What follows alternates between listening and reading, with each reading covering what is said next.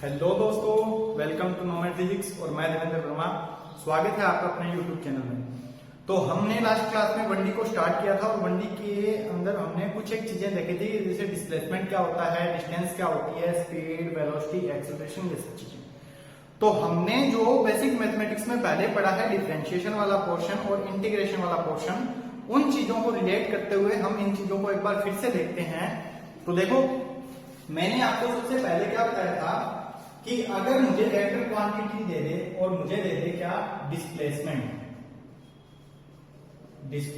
मुझे दे दिया गया, तो मैंने डिस्प्लेसमेंट को मान लिया y, ठीक है, इसको मान लिया y।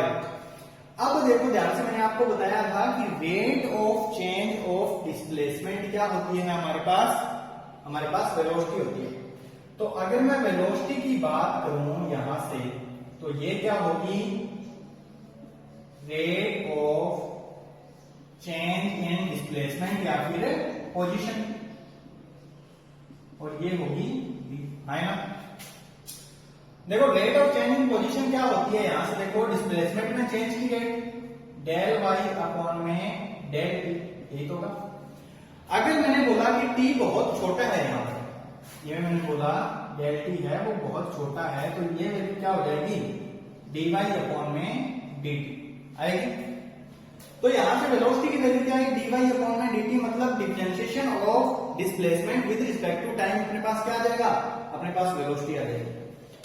तो यहां से देखो, ये जो वैल्यू आई, ये किसका डिफरेंशिएशन करने पर आई, ये डिस्प्लेसमेंट का डिफरेंशिएशन करने पर आ गई अपने पास वेलोसिटी की वैल्यू। नेक्स्ट हमने क्या देखा था, एक्सेलरेशन। एक्सेलरेशन क्या था, rate of change in velocity, है ना, इसको बोलते थे एक्सेलरेशन स्मॉल ए। तो यहां से देखो, अगर मैंने बोला change in acceleration with respect to time, तो ये क्या था अपने पास, change in velocity, change in velocity with respect to time, क्या हो गया मेरे पास में, एक्सेलरेशन हो गया, ए की वैल्यू। अगर मैंने बोला कि डेल टी है वो बहुत छोटा है, तो ए कितना हो जाएगा, ए वी अपॉन में डी टी। कहने का मतलब, अगर मैं वेलोसिटी की इक्वेशन का डिफरेंशिएशन कर दूं टाइम के साथ में, तो क्या आ जाएगा, एक्सेलरेशन आ जाएगा। अब देखो, अपने को क्या चीज सीखनी है कि मेरे पास अगर डिस्प्लेसमेंट हो और इसका मैं कर दूं डिफरेंशिएशन, तो मेरे को क्या मिलेगा, वेलोसिटी, और इसका मैं फिर से कर दूं डिफरेंशिएशन, तो मेरे को क्या मिलेगा, एक्सेलरेशन। आगे बात समझ में। और मैंने आपको क्या बताया था, डिफरेंशिएशन करने से अगर कोई वैल्यू आ रही है, उसका मैं वापस से इंटीग्रेशन कर दूं, तो मेरे को पहले वाली वैल्यू मिलेगी। तो एक्सेलरेशन का अगर मैं कर दूं इंटीग्रेशन, तो मेरे को क्या मिल जाएगा, वेलोसिटी, और वेलोसिटी का कर दूं इंटीग्रेशन, तो क्या मिल जाएगा, डिस्प्लेसमेंट, है ना। ये चीज मैंने आपको बताई थी कि अगर किसी भी फंक्शन का अगर मैं कर दूं D Y upon D X, मेरे पास फंक्शन था वाई, इसका मैंने डिफरेंशिएशन कर दिया, तो ये आ गया, इसका वापस से इंटीग्रेशन कर दूंगा, तो ये वाला पहले वाला फंक्शन है जो आ जाएगा। ये मैंने आपको बताया था। तो इस चीज को नोट डाउन कर लो, ये चीज आगे बहुत काम आएगी कि डिस्प्लेसमेंट से वेलोसिटी में जाना हो तो डिफरेंशिएशन, वेलोसिटी में डिस्प्लेसमेंट पे जाना हो तो इंटीग्रेशन, और यहां से वेलोसिटी और एक्सेलरेशन के बीच में भी सेम कहानी हो जाएगी। नोट डाउन कीजिए।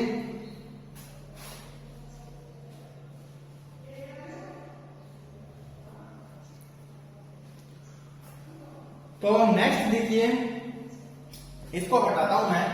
अब अपन कुछ एक बेसिक से छोटे छोटे क्वेश्चन करते हैं, कुछ एक छोटे छोटे से क्वेश्चन करते हैं। जैसे यहां पर मुझे एक क्वेश्चन दिया गया है कि कोई सर्कुलर पाथ है, ठीक है, इसमें ये पॉइंट ए और ये पॉइंट बी दे दिया है, और इसकी रेडियस मान लो कितनी दे दी, 7 मीटर या 7 सेंटीमीटर दे दी। चलो, अब मुझसे पूछ लिया गया कि कोई यहां पर है जो प्लेयर है या एथलीट है, वो इस ग्राउंड के चारों तरफ चक्कर लगा रहा है, और उसने 7 चक्कर कंप्लीट कर लिए, ठीक है, 7 या 7.5 कुछ भी मान लो, मान लिया कि उसने रिवॉल्यूशन कंप्लीट कितने कर लिए, उसने 7 1/2 कंप्लीट कर दिया, ओके। देन मुझसे पूछा गया है कि डिस्प्लेसमेंट बताओ और इसकी डिस्टेंस इसने जो कवर की वो बताओ। ये मुझसे दो चीजें पूछ रही है। अब ध्यान से देखो, जब वो 7 चक्कर कंप्लीट करेगा तब यहां से चला तो 1 बार, 2 बार, 3 बार, 4 बार, 5 बार और 6 बार और 7 बार वापस यहीं पर आ जाएगा। उसके बाद में उसने हाफ और कवर कर लिया तो वो कहां पर आ गया? बिल्कुल सामने इस पॉइंट पर आ गया। अब मुझसे पूछा है कि इसने डिस्टेंस कितनी कवर की और डिस्प्लेसमेंट कितनी कवर की। तो सबसे पहले मैं डिस्टेंस निकालता हूं। तो बताओ एक चक्कर में कितना कवर करेगा? कंप्लीट इसके बराबर, इसकी सरकमफेरेंस के बराबर, और सरकमफेरेंस होती है 2 पाई r होती है। अब उसने चक्कर कितने कंप्लीट किए? 7.5, तो मल्टीप्लाई कर दो 7 1/2 से। तो यहां से कितना आया? 2 इंटू 22/7 इंटू रेडियस इसकी 7, और यहां से कितना आ गया? 15/2। तो 2 से तो 2 कट गया, 7 से 7 कट गया, यहां से कितना आया? 330 सेंटीमीटर, या मीटर मान लो उसको। ये क्या ले लिया मैंने? मीटर में ले लिया। अब देखो ध्यान से मुझसे पूछ लिया गया कि इसका डिस्प्लेसमेंट बताओ। तो डिस्प्लेसमेंट कैसे निकालेंगे? डिस्प्लेसमेंट क्या होता है? फाइनल और इनिशियल पॉइंट के बीच में सीधी दूरी। तो ये बिल्कुल ऑपोजिट है, तो अगर मैं इसको इससे मिलाऊं तो ये कंप्लीट एक डायमीटर तो बनेगा। तो इनिशियल और फाइनल के बीच में सीधी दूरी कितनी है? यहां से डायमीटर के बराबर, और डायमीटर कितना? 2 इंटू रेडियस। तो 2 इंटू रेडियस इसकी वैल्यू आ जाएगी, तो 2 इंटू रेडियस की वैल्यू 7, देन 40 मीटर इसका आंसर आ जाएगा। ओके, नोट डाउन कीजिए, इसको नोट डाउन कीजिए।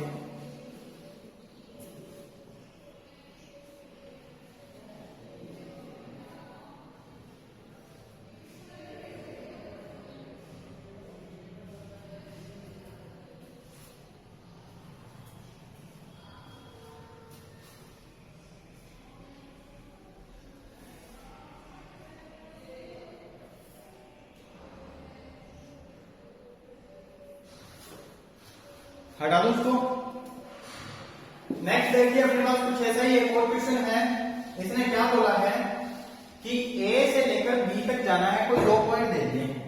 ए से लेकर बी तक जाना है, यहां से कोई पर्सन चला, उसके बाद में इसने एक कंप्लीट रिवॉल्यूशन लिया, और उसके बाद में एक नहीं यहां तक वापस चला, देन यहां पर आया, और इसने जो ये सर्कल बनाया है इसकी डिस्टेंस है, इसकी जो रेडियस है वो मान लो 7 मीटर ही दे रखी है। यहां से यहां तक इसने दे रखा है 10 मीटर, और ये दे रखा है 5 मीटर। तो ध्यान से देखो, इसने क्या पूछा है कि यहां से लेकर अगर बी तक किसी पर्सन को जाना है, वो यहां से लेकर चलता है, इस पॉइंट तक आता है, उसके बाद में एक कंप्लीट रिवॉल्यूशन लेता है, उसके बाद में एक हाफ रिवॉल्यूशन और लेता है, देन बी पर पहुंचता है। तो बताओ कि इसकी डिस्टेंस कितनी है और इसका डिस्प्लेसमेंट कितना है। अपन से डिस्टेंस भी पूछ ली गई और अपन से डिस्प्लेसमेंट भी पूछ लिया गया। तो सबसे पहले तो मेरे को ये बताओ डिस्टेंस कितनी होगी। भाई 10 तो यहां पर चला, 5 ये वाला चल लिया, ये वाला कितना चला? 1 रिवॉल्यूशन और हाफ रिवॉल्यूशन, और मतलब 1/2 रिवॉल्यूशन ऑफ 2 पाई, ये तो चलेगा। तो यहां से कितना आया? 15 plus 3/2 into 2 into 22/7 into radius की वैल्यू है 7। देन यहां से कितना आया? देखो 15 प्लस 66 कितना आया? 81 मीटर आया। कंप्लीट। इसने पूछा है कि डिस्प्लेसमेंट कितना है, तो डिस्प्लेसमेंट कैसे निकालेंगे? यहां से बिल्कुल सीधा गया है, यहां से भी बिल्कुल सीधा गया है, और ये डिस्टेंस किसके बराबर होगी? इस सर्कल के डायमीटर के बराबर। तो डिस्प्लेसमेंट कितना? 10 प्लस 2 इंटू 7 प्लस 5, तो कितना आया? 10 प्लस 14 प्लस 5, यहां से कितना आ गया? 19 प्लस 10 29 मीटर। तो देखो वो घूम घुमा के गया तो 81 मीटर उसने पास कवर किया, लेकिन अगर वो सीधा गया तो उसने ओनली और ओनली 29 मीटर जो है वो उसने कंप्लीट किया। तो अपना जो डिस्प्लेसमेंट हो गया वो 29 मीटर, और जो डिस्टेंस होगी वो 81 मीटर हो जाएगी। नोट डाउन कीजिए।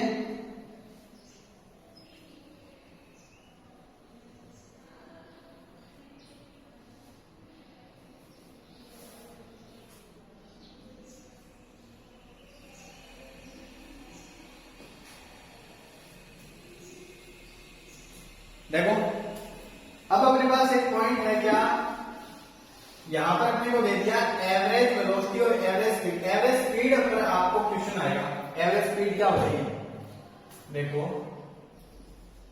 क्वेश्चन नहीं है, लगा लो एवरेज स्पीड की वैल्यू कैसे निकालते हैं। तो ये क्या होता है, रेशो होता है इसका total distance covered with total time.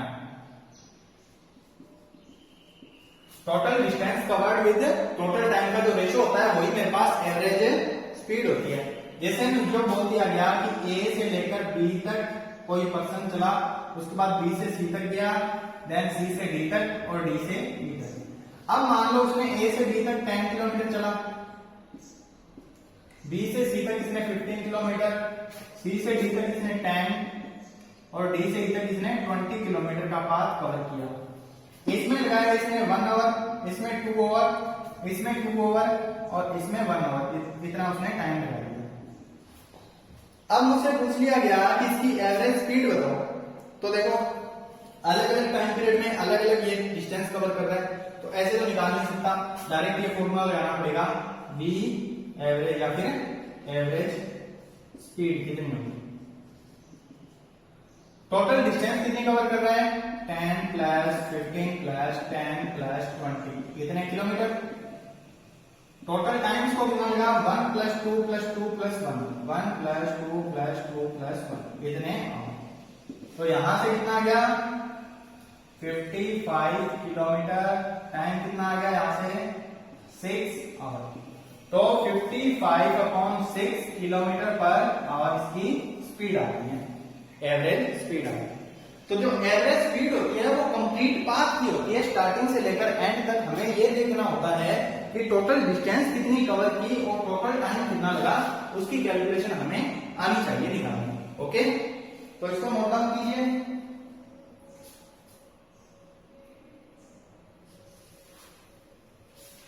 इस तरह क्वेश्चन देखते हैं एवरेज स्पीड का।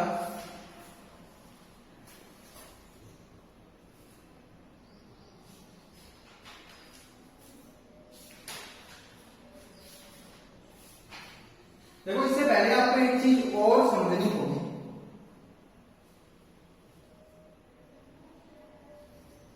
इसको हटा देता हूं पहले। यहां से एक चीज और समझनी है, वो क्या है, आपको देखना है कि यूनिफॉर्म मोशन और नॉन यूनिफॉर्म मोशन कौन सा होता है। तो देखो हेडिंग लगा लो, uniform motion and non uniform motion. देखो नाम से पता लग रहा है यूनिफॉर्म में चीजें कांस्टेंट रहेगी, नॉन यूनिफॉर्म में चीजें कांस्टेंट नहीं रहेगी। अगर मुझे क्या बोला गया है कि कोई पाथ कवर हो रहा है, कोई ऑब्जेक्ट है जो कोई पाथ कवर कर रहा है और सेम टाइम इंटरवल में अगर सेम डिस्टेंस कवर कर रहा है तो उसकी वेलोसिटी भी सेम रहेगी हमेशा। और अगर सेम टाइम पीरियड में वो अलग अलग डिस्टेंस कवर कर रहा है तो उसकी वेलोसिटी भी वेरिएबल रहेगी। जैसे मुझसे बोल दिया गया यहां पर ए से बी, बी से सी और सी से डी जाना है, इसमें इसने लगाया 1 आवर, इसमें भी 1 आवर 1 आवर, ठीक है। अब सेम टाइम पीरियड में अगर ये डिस्टेंस भी इक्वल हो, मान लो ये 10 किलोमीटर हो, ये भी 10 किलोमीटर हो और ये भी 10 किलोमीटर हो, तो सेम टाइम पीरियड में सेम डिस्टेंस कवर कर रहे हैं, तो ये जो मोशन होगा ये अपना यूनिफॉर्म मोशन होगा, ठीक है, ये अपना यूनिफॉर्म मोशन होगा। अगर यहां से देखो टाइम पीरियड सेम है लेकिन जो डिस्टेंस है वो होगी अलग अलग, वो होगी अलग अलग, तो इस बार ये क्या हो गया, नॉन यूनिफॉर्म मोशन हो गया। तो इसके अंदर लिख लो, if the object covers equal distance in equal time period,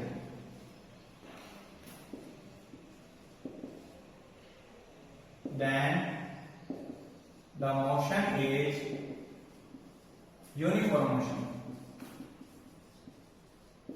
Uniform motion. अगर इक्वल टाइम पीरियड में अगर इक्वल डिस्टेंस कवर की जा रही है तो जो मोशन होगा वो अपना क्या होगा, यूनिफॉर्म मोशन होगा। और अगर यही चीज उल्टी हो जाए, जैसे if the object covers unequal distance in equal time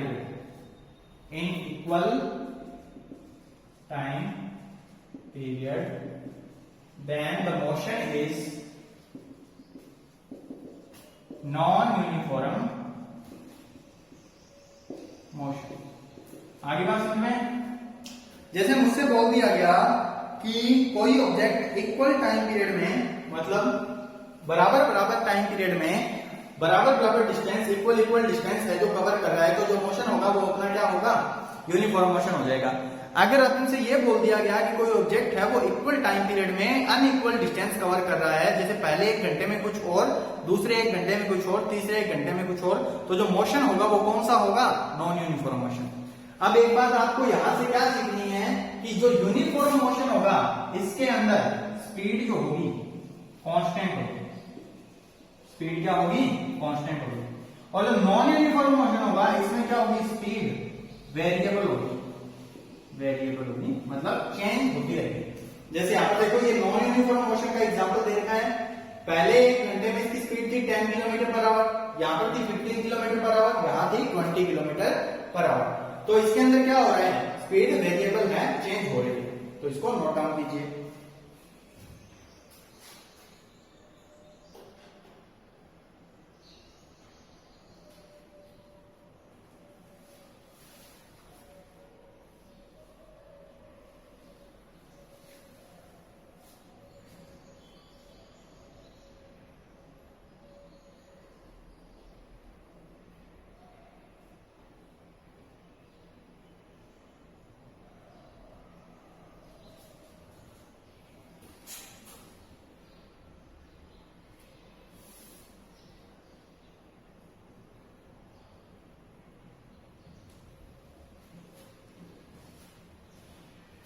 अब देखो मोशन को हमने देख लिया, अब वेलोसिटी भी देख लेते हैं।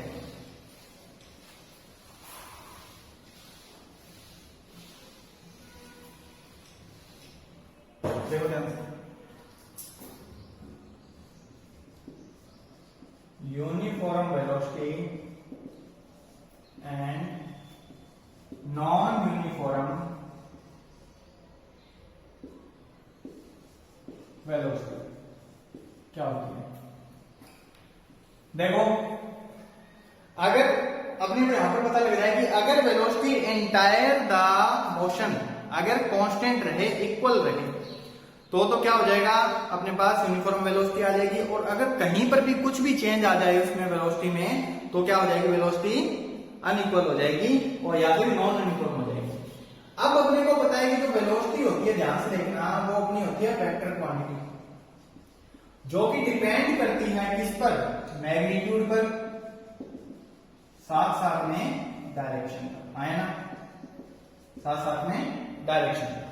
तो जो अपना यूनिफॉर्म मोशन होगा या फिर यूनिफॉर्म जो वेलोसिटी होगी, इसके अंदर कांस्टेंट क्या रहना चाहिए, मैग्नीट्यूड भी एज वेल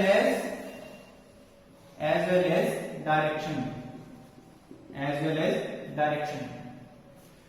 तो जो अपना वेलोसिटी होगी वो टाइम के साथ में कांस्टेंट रहनी चाहिए, मैग्नीट्यूड में भी और वेलोसिटी है डायरेक्शन में। जैसे मुझसे ये बोल दिया गया ए से लेकर बी तक और बी से लेकर इधर की तरफ सी तक, ये 1 घंटे में, ये 1 घंटे में कवर किया, ये 10 किलोमीटर है, ये भी 10 किलोमीटर है। तो ध्यान से देखो, अगर ए से बी की डायरेक्शन ये वाली है और इसमें 10 किलोमीटर पर आवर की स्पीड है इसकी, तो वेलोसिटी भी उतनी हो जाएगी। और बी से सी तक की है, इसका मैग्नीट्यूड कितना, 10 किलोमीटर पर आवर, लेकिन इसकी डायरेक्शन पहले से चेंज है ना, तो ये जो वेलोसिटी होगी ये नॉन यूनिफॉर्म वेलोसिटी होगी। हमको डायरेक्शन भी सेम पहले वाली ही रखनी है। ऐसा नहीं है कि अगर ए से बी तक गया और बी से वापस ए तक आ गया और सेम स्पीड से वापस आ गया, तो इसमें यूनिफॉर्म वेलोसिटी लगेगी, नहीं, गलत है। इसके अंदर नॉन यूनिफॉर्म वेलोसिटी होगी। क्यों होगी भाई, क्योंकि अगर मैंने मैग्नीट्यूड भी सेम दे दिया, मान लो x किलोमीटर पर आवर, लेकिन तो इसकी डायरेक्शन होगी पहले उधर की तरफ थी, बाद में नेगेटिव होगी, हाँ है ना, तो डायरेक्शन में चेंज हुआ। और जहां पर डायरेक्शन में चेंज हो जाता है वहां पर वेक्टर में चेंज हो जाता है, और वेलोसिटी अपना वेक्टर क्वांटिटी है, तो वेलोसिटी में भी चेंज हो जाएगा। तो ये भी क्या हो जाएगी, नॉन यूनिफॉर्म वेलोसिटी हो जाएगी। और नॉन यूनिफॉर्म क्या होती है, देखो नॉन यूनिफॉर्म अभी मैंने आपको समझाया क्या हो जाएगी, जिसके अंदर मैग्नीट्यूड या डायरेक्शन दोनों में से कोई भी एक चीज चेंज हो जाए तो अपने पास क्या हो जाएगी, नॉन यूनिफॉर्म वेलोसिटी हो जाएगी। अगर कुछ भी चेंज ना हो, सेम डायरेक्शन में मूव करे और मैग्नीट्यूड भी सेम रहे, तो वो वेलोसिटी हो जाएगी यूनिफॉर्म वेलोसिटी।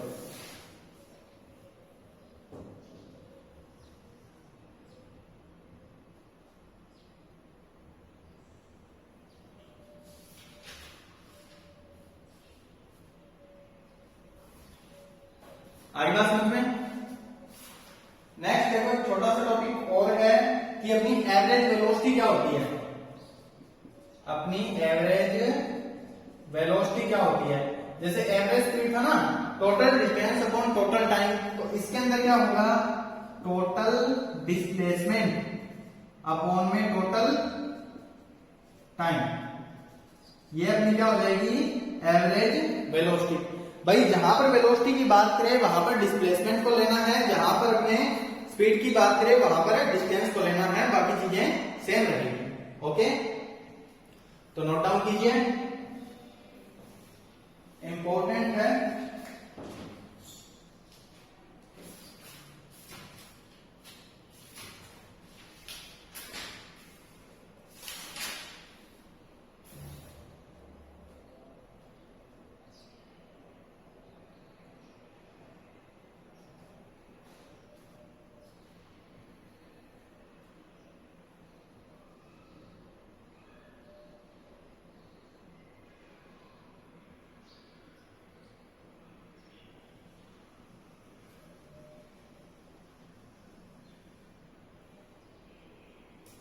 देखो एक क्वेश्चन करते हैं, इस पर आया हुआ,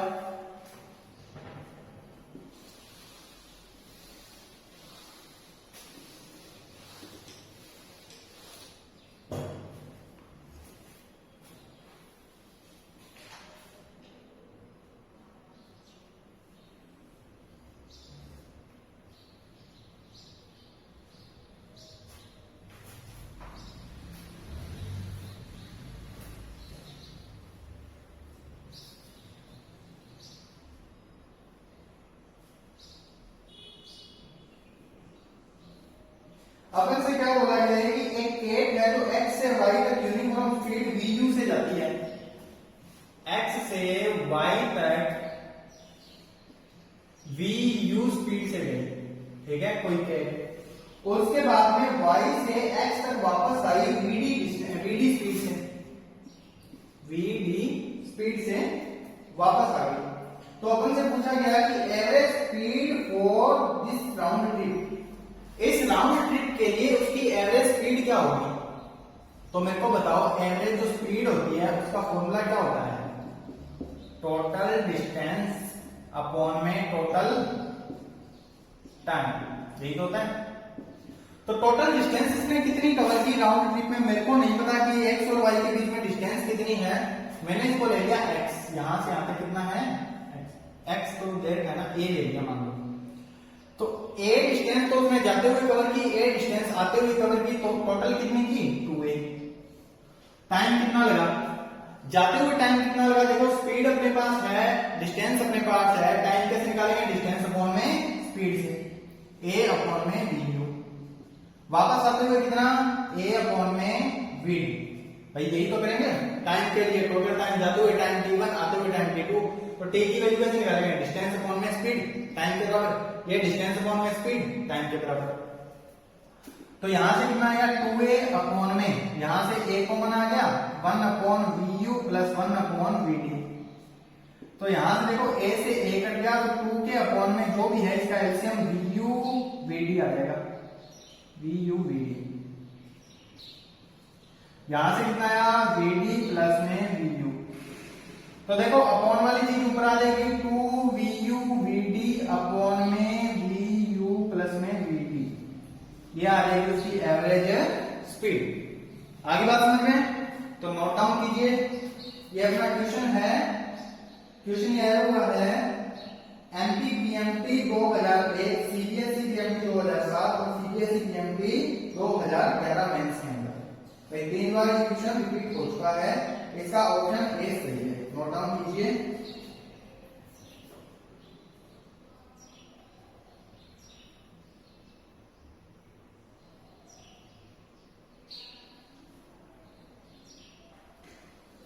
नेक्स्ट देखो, इसने क्वेश्चन में क्या बोला है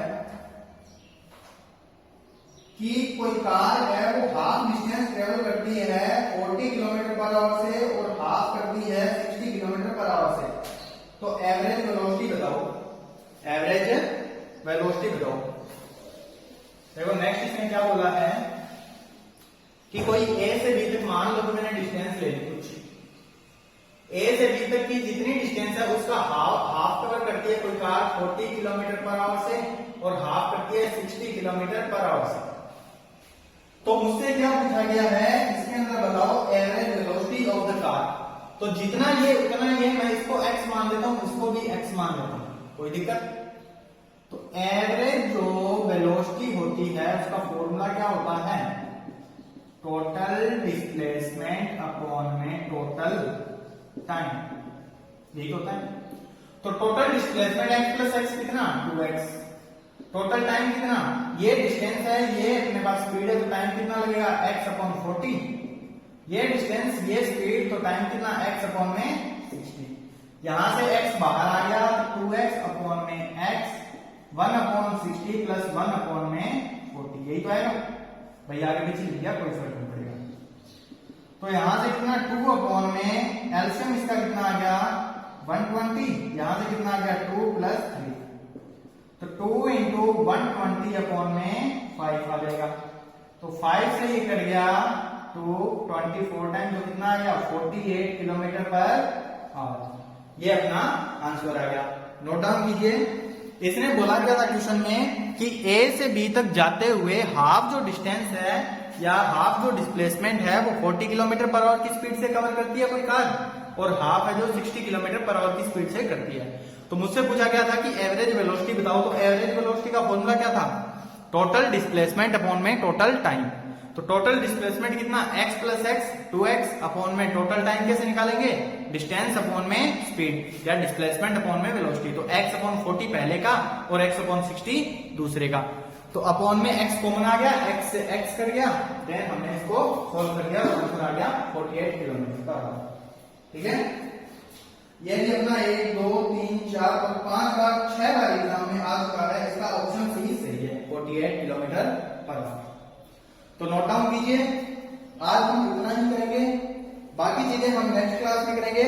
नेक्स्ट क्लास में हम इसके आगे थोड़ा सा और चलेंगे, और उसके बाद में हम अपना जो इक्वेशन वाले क्वेश्चंस हैं जो जिसमें इक्वेशन दे दी लिखी होती है और अपने को वेलोसिटी डिस्प्लेसमेंट ये चीजें निकालनी होती है, तो उनको करेंगे।